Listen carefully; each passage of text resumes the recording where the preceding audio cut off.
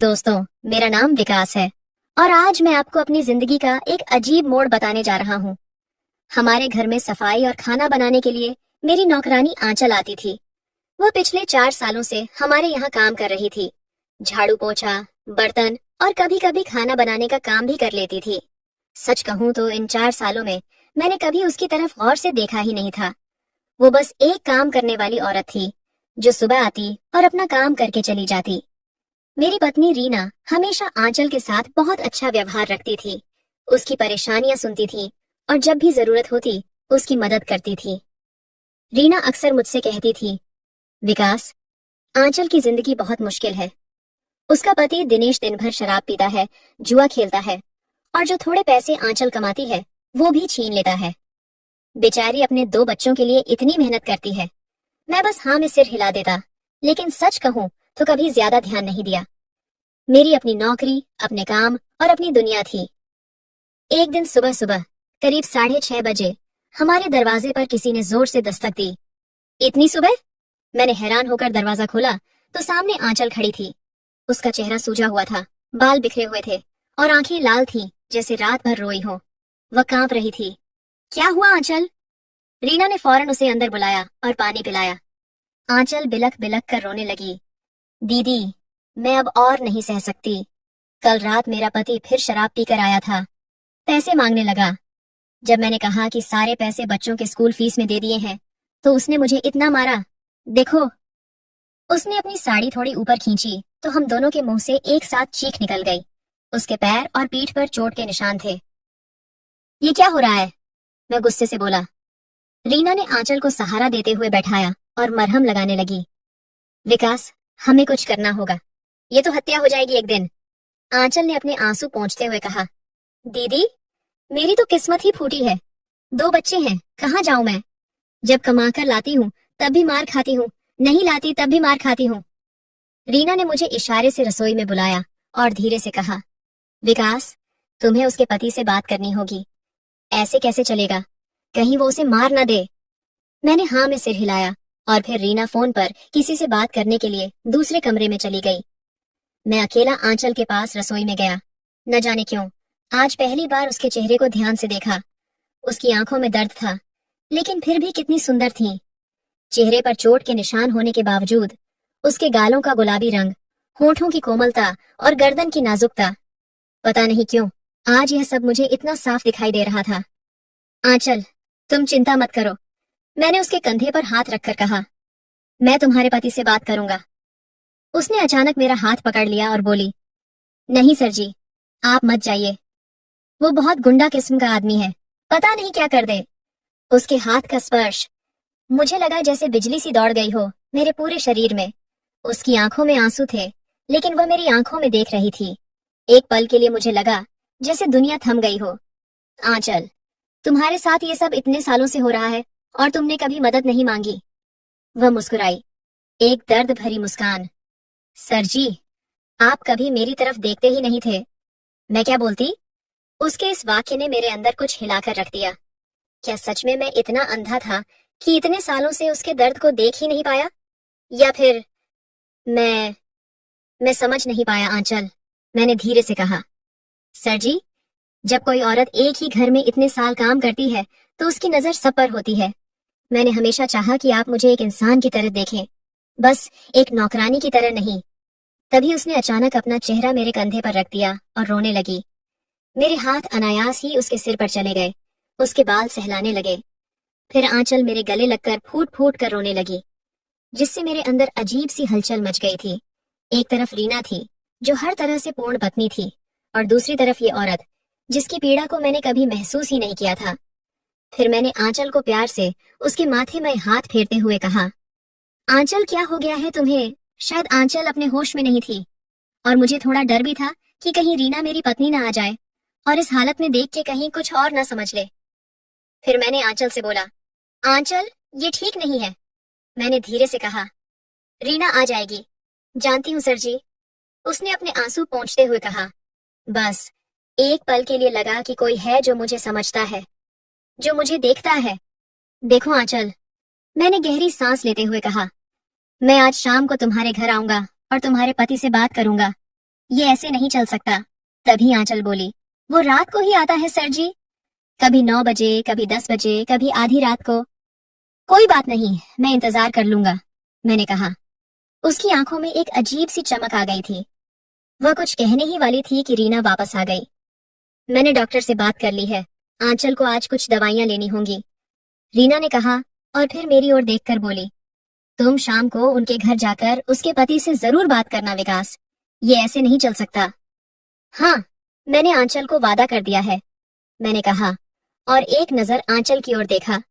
उसकी आंखें मेरी आंखों से मिली और हम दोनों ने एक दूसरे को पहली बार वाकई देखा था। वो एहसास अजीब था, नया था, डराने वाला था, लेकिन साथ ही कितना मनमोहक भी था।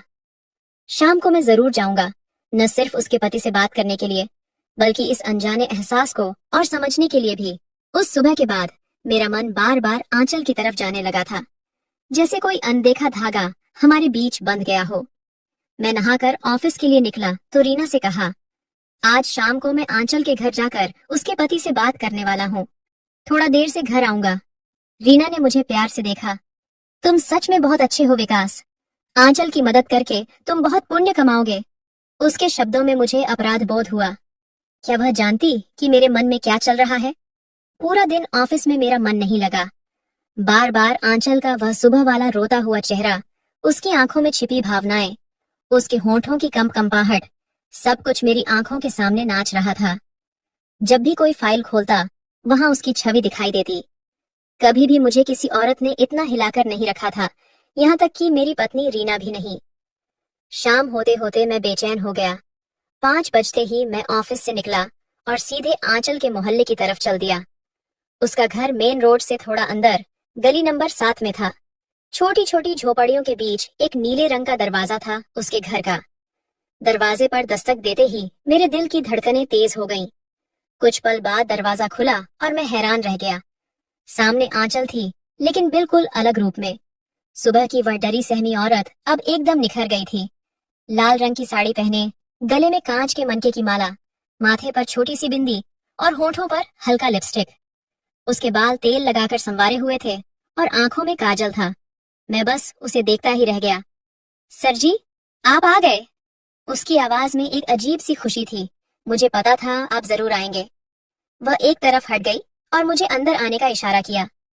घर छोटा था, बस एक कमरा और एक छोटी सी रसोई। कमरे में एक पुराना पलंग और 2 स्टूल थे।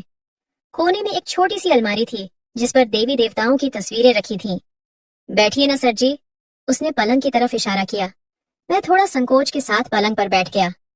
आंचल ने जल्दी से एक गिलास पानी लाकर मुझे दिया और फिर स्टूल खींचकर मेरे सामने बैठ गई। बच्चे कहाँ हैं? मैंने पूछा। आंचल बोली, पड़ोस वाली चाची के यहाँ गए हैं। वो रोज शाम को उन्हें अपने यहाँ बुला लेती हैं, टीवी दिखाती हैं बच्चों को। हम दोनों के बीच एक अजीब सी खामोशी थी। मैं महसूस कर सकता था कि उसकी नजरें मेरे चेहरे पर टिकी हुई हैं, जबकि मैं इधर उधर देख रहा था। आंचल, मैंने बातचीत शुरू की, तुम्हारे पति कब तक आएंगे? देर रात तक आते हैं सर जी, कभी 9 बजे, कभी 11 बजे, कभी तो सुबह ही आते हैं। फिर हम दोनों फिर चुप हो गए। मेरे अंदर एक अनजाना सा डर था, एक हलचल, एक बेचैनी। सर जी, एक बात पूछूं? आंचल ने अचानक कहा। आप सच में मुझे अच्छे लगते हैं? उसका यह सवाल इतना सीधा था कि मैं हक्का बक्का रह गया, लेकिन उसकी आंखों में जो उम्मीद थी उसे झुठला नहीं सकता था। हाँ आंचल, मैंने धीरे से कहा, तुम मुझे बहुत अच्छी लगती हो। आंचल की आंखें चमक उठी। सर जी, एक औरत क्या करे जब उसके नसीब में दिनेश जैसा आदमी लिखा हो। दिनेश देर रात तक शराब पीकर आता है और 5 मिनट में ही थक जाता है, और मैं ऐसे ही तड़पती रहती हूँ। रीना दीदी कितनी खुशनसीब हैं, उन्हें आप जैसा पति मिला। और तुम्हें? मैं रुक गया। मुझे? वह हंस पड़ी, लेकिन उस हंसी में कितना दर्द था। मुझे तो वो मिला जिसका बस शराब से प्यार है। सुहागरात को भी वो इतना पीकर आए थे कि मुझे देखते ही बेहोश हो गए। कभी मुझसे प्यार से बात भी नहीं की। मेरे अंदर एक अजीब सी गर्मी भर गई। मैं उससे नजरें मिलाने की हिम्मत नहीं कर पा रहा था। एक बात पूछूं? मैंने हिचकते हुए कहा। पूछिए सर जी, उसने कहा। अब तो आप और मैं में कोई पर्दा नहीं रहा। क्या क्या तुमने कभी किसी और से रिश्ता बनाया है? आंचल ने गहरी सांस ली और कहा, अब आपसे क्या छुपाना सर जी। जब पति से प्यार नहीं मिलता तो औरत का मन डोलता है। मेरे मामा का लड़का सतीश है। वो जब भी गांव से आता है तो मुझसे मिलने जरूर आता है। कभी कभी जब मेरा पति बाहर होता है तो उसकी बात सुनकर मेरा चेहरा गर्म हो गया। न जाने क्यों मुझे जलन सी होने लगी कि आंचल किसी और की भी है। लेकिन सर जी, वो थोड़ा आगे आकर बोली, अब उसकी भी शादी हो गई है। वो बहुत कम आता है। और फिर मुझे कभी उससे वो प्यार नहीं मिला जो मैं चाहती थी। क्या चाहती हो तुम? मैंने धीरे से पूछा। बस इतना चाहती हूँ कि कोई मुझे प्यार से देखे, मेरी तारीफ करे, कहे कि मैं सुंदर हूँ, मुझे महसूस कराए कि मैं सिर्फ काम करने वाली औरत नहीं हूँ। आंचल की आंखें नम हो गईं। सर जी, जब से आपके घर काम करने आई हूँ तब से मन में एक उम्मीद थी कि कभी तो मुझे देखेंगे आप। मेरा दिल पिघल गया। सच में मैंने कभी उसे एक औरत की तरह नहीं देखा था, सिर्फ एक नौकरानी के रूप में। आंचल, मैंने उसके हाथ को थामना चाहा, लेकिन फिर रुक गया। मुझे माफ कर दो। मैंने कभी तुम्हें वो सम्मान नहीं दिया जो तुम डिजर्व करती हो।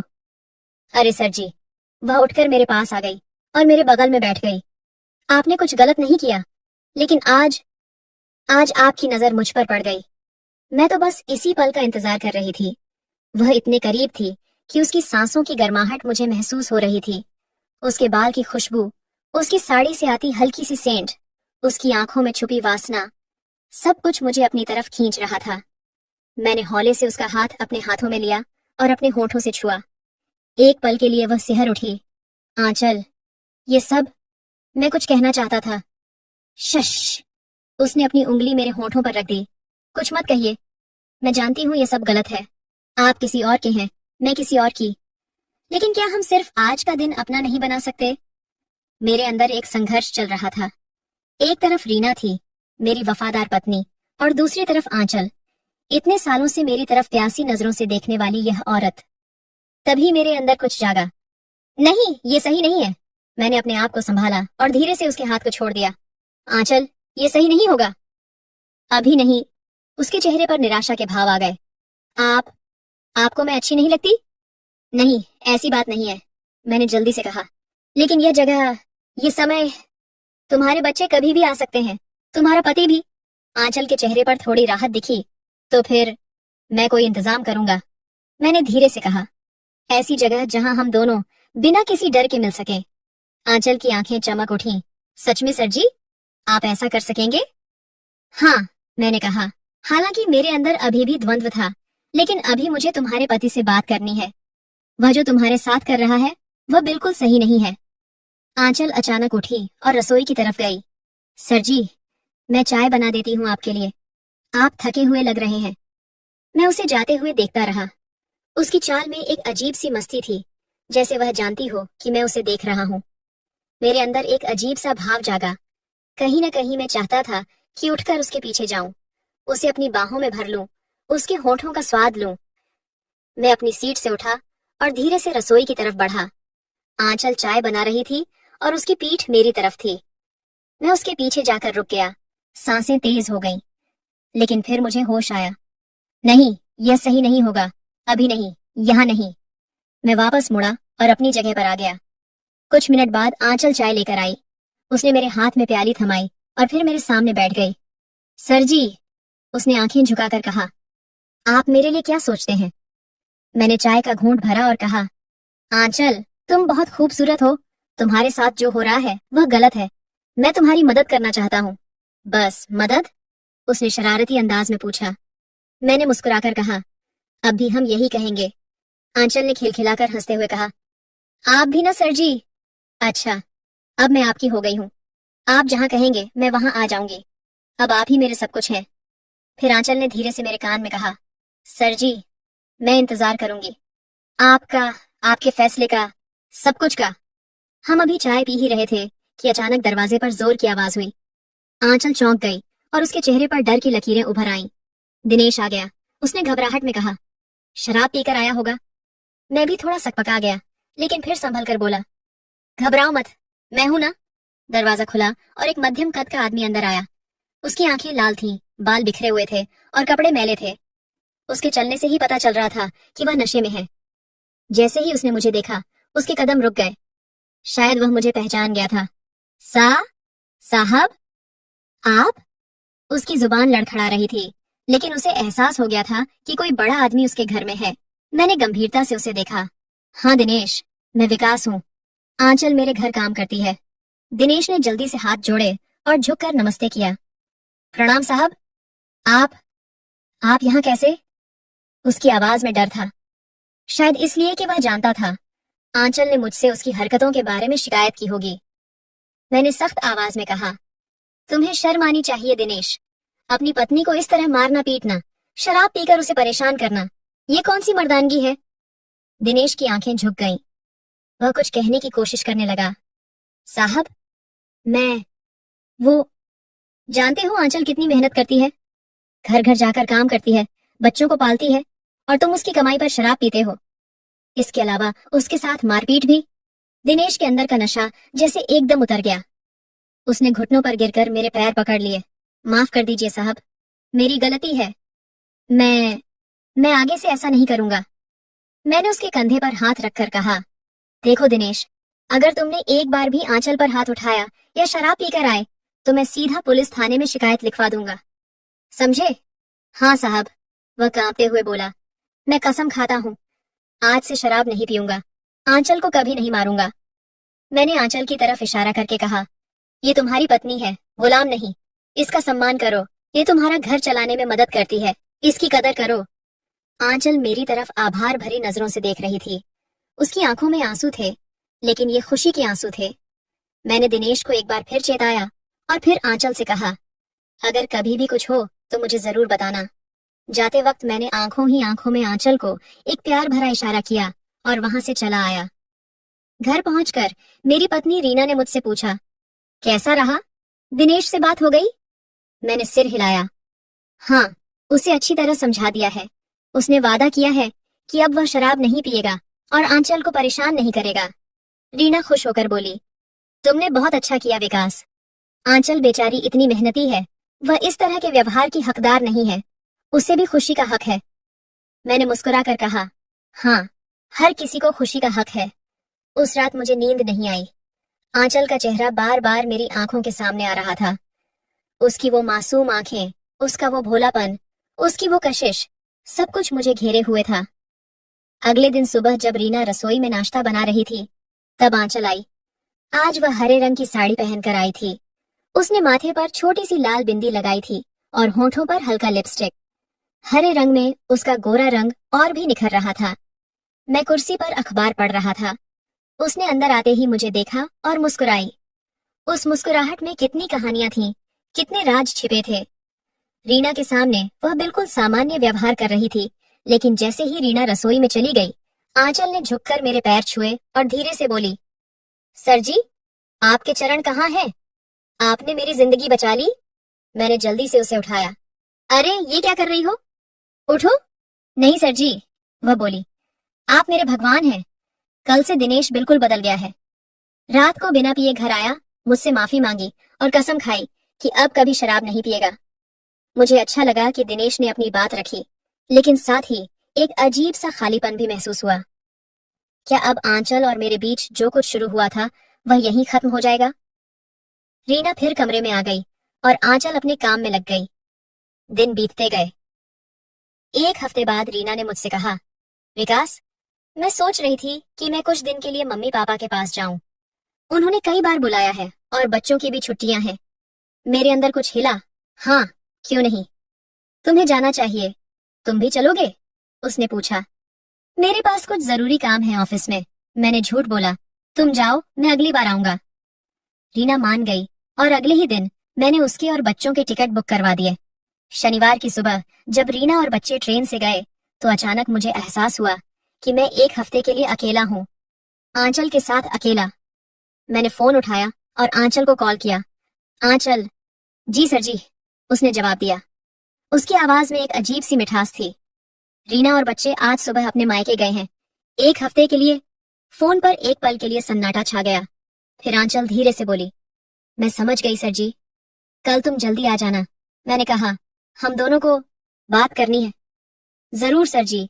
उसकी आवाज में अब लज्जा और उत्सुकता का मिश्रण था। मैं सुबह जल्दी आ जाऊंगी। अगली सुबह जब मैं नहाकर बाहर निकला तो देखा आंचल पहले से ही आ चुकी थी। उसने आज सफेद साड़ी पहनी थी जिसमें सुनहरे धागे का काम था। उसके बाल खुले थे और माथे पर छोटी सी बिंदी। उसके चेहरे पर एक अजीब सी चमक थी। मुझे देखते ही वह शर्मा गई और नजरें झुका ली। आओ आंचल, मैंने उसे अपने करीब बुलाया। वह धीरे से मेरे पास आई और फिर अचानक मेरे गले लग गई।